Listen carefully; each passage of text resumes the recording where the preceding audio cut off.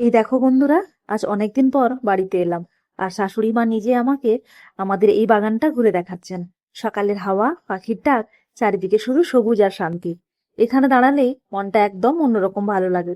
চলো তোমাদের আজ আমাদের এই ছোট্ট বাগানটা ঘুরে দেখাই। এই দেখো বন্ধুরা, কাঁঠাল গাছটা এখন দুটো কাঁঠাল আছে। এর আগে কয়েকটা খাওয়া হয়ে গেছে, আর এই দুটো রাখা হয়েছে। এই দেখো বন্ধুরা, এই গাছটা কিন্তু এবার প্রথম ফল দিয়েছে। শাশুড়ি মা বলছিলেন এই গাছটা তোমার শ্বশুরমশাই অনেক কষ্ট করে বাঁচিয়ে রেখেছিলেন, তাই এই প্রথম ফলটা আমাদের কাছে খুবই স্পেশাল। এদিকে দেখো বন্ধুরা, আমাদের গাছটায় নয়নতারা ফুলে একদম ভরে গেছে। পুরো গাছটাই যেন ফুলে ঢেকে গেছে। দেখতে সত্যিই ভীষণ সুন্দর লাগছে।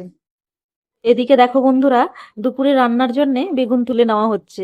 এই কয়েকটা গাছেই কিন্তু বেশ ভালো ফল হয়, প্রায় অনেক বেগুন পাওয়া যায়। আর এই দেখো বন্ধুরা, এই গাছটায় আমগুলো এত নিচু করে হয়েছে যে হাত বাড়ালেই পেড়ে নেওয়া যায়। পাশের বাচ্চারাও দরকার হলে এখান থেকে নিয়ে যায়, এতটাই কাছে। এই গাছে কিন্তু অনেক আম হয় প্রতি বছর। আর একটা জিনিস বলি, কলকাতায় গরমটা ভীষণ বেশি লাগছে। শিলিগুড়িতে থাকলে এতটা বুঝতেই পারিনি, এখানে এসে ভালোই টের পাচ্ছি। এদিকে দেখো বন্ধুরা, এই গাছটায় নারকেলও ধরেছে। ছোট একটা বাগান হলেও এখানে প্রায় সবকিছুই পাওয়া যায়। নানা রকম গাছ আছে, সব মিলিয়ে একদম ভরপুর একটা বাগান। এদিকে আমরা দুজন সকালের খাবারটা সেরে নিলাম। আমার জন্য ছিল লুচি, সঙ্গে সবজি, স্যালাড আর চাটনি, একদম ঘরোয়া স্বাদ। খাওয়া দাওয়া শেষে দুজন মিলে শম্পাপড়িও খেলাম। তো বন্ধুরা, এই ছিল আমাদের আজকের ছোট্ট বাগান ঘুরে দেখা আর দিনের কিছু সুন্দর মুহূর্ত।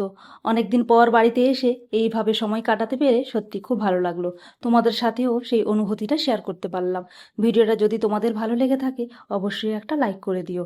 আর কেমন লাগলো সেটা কমেন্ট করে জানাতে ভুলো না। তোমাদের মতামত আমার কাছে খুবই গুরুত্বপূর্ণ।